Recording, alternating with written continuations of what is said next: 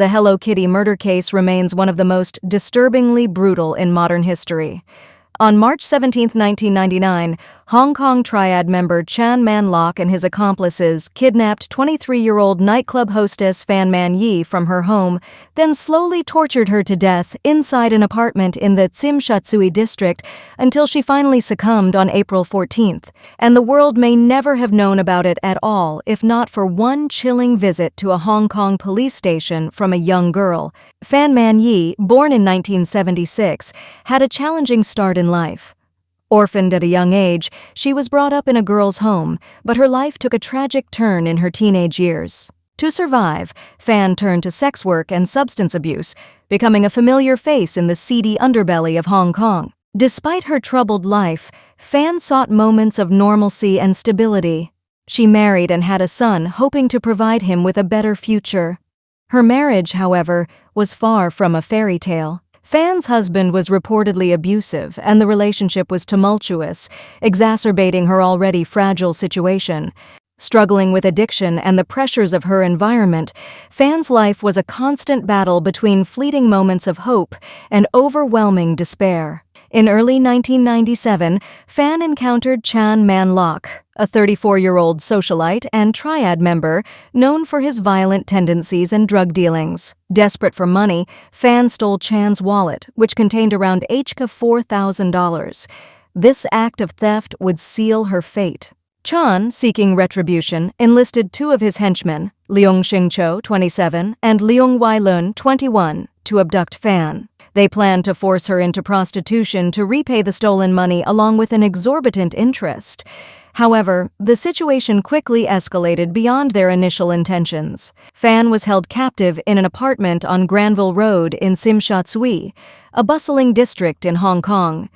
What was initially intended as a form of extortion turned into a horrifying ordeal of prolonged torture. Over a month, Fan was subjected to unimaginable cruelty. She was beaten with metal bars, subjected to burnings, and repeatedly assaulted. The trio of captors showed no mercy, using her as a source of twisted entertainment.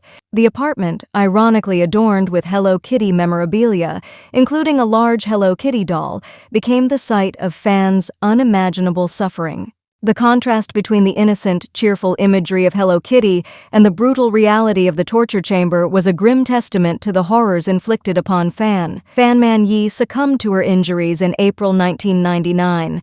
Her captors, instead of seeking help or at least disposing of her body in a somewhat dignified manner, decided to further desecrate her remains. They dismembered her body, boiling the parts to prevent identification.